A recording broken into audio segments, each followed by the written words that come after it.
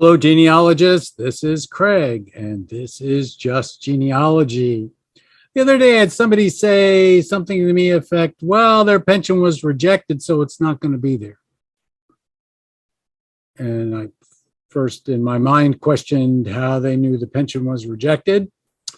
And I figured that out from the pension index card because there was no certificate number. So there was an application number. So what concerned me was that here we're dealing with an assumption that rejected pensions have no value. And I have to assure you that rejected pensions have a lot of value, largely because the individual is constantly trying to convince the government that they're entitled to the pension, so they keep coming back and coming back and coming back. So rejected pensions tend to be a lot thicker than those pensions that are readily accepted. And there may be all kinds of affidavits in a rejected pension that will make things easier for you in your research. And that made me think of what other assumptions could someone make that would be problematic to their research. So, and I based it on nothing except my long walks and thinking about things. I really enjoy my long walks because it gives me a lot of time to think about things. So another one would be, well, he never owned land, so I'm not going to look for land records. Well, that's okay, except so many land records are published and so many land records are indexed that you may find that someone lives on a property that they don't own and they're mentioned in someone else's deed. So that would be helpful. That might allow you to get your individual on the ground. So I would say that the assumption that land deeds only provide land information is wrong. That's pretty much the same thing that I have to deal with when I'm looking at military records. From the perspective of military records will only provide you information about the military. Well, the pension is a military record. It's not created during the conflict, but it is a military record. But then hospital records contain sometimes the names of next of kin. Manifests in World War I, going back and forth from Europe, contain names and addresses of next of kin. So there is other information in land records, just as there is other information in military records.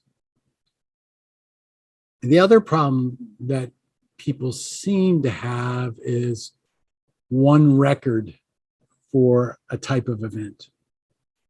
So I only want the marriage return. I don't want the marriage bond. Whereas the marriage bond includes two witnesses. In fact, I was able to prove once that my ancestor, who was a Paraguay, was in fact related to their father because of the marriage bond of the father's daughter. I could prove that the daughter belonged to the father, and the marriage bond of my ancestor did not include the name of the father, but it include the names of his two brother-in-laws. So his two brother-in-laws are attesting to the fact that he can get married, or there isn't any problem with him getting married.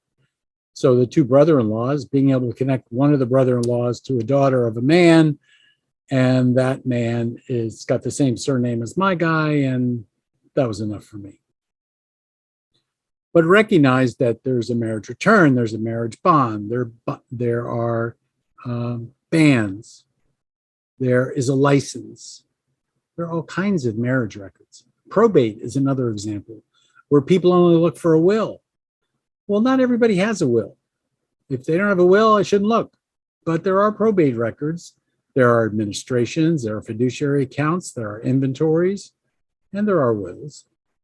And the other thing I'm going to look for, is whether there's a will or not, is I'm going to look for a chancery suit or an equity suit because somebody wasn't happy, so they sued.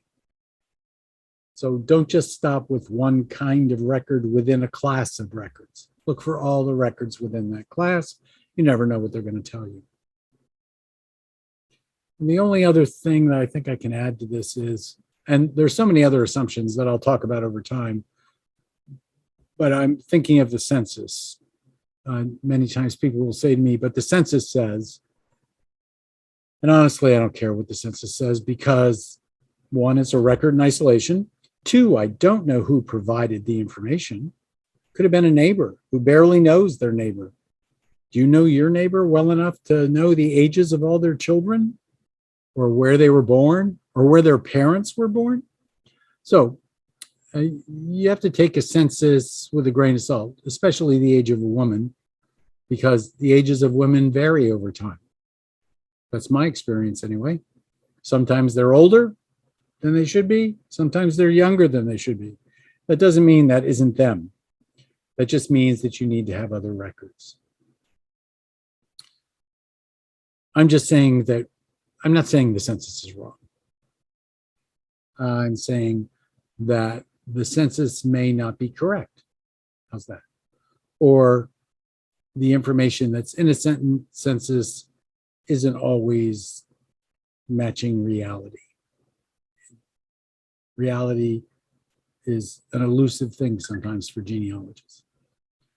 So this is just a couple of things that come to mind as I took my walk today. I'm sure that you could provide me with other assumptions that have gotten you in trouble.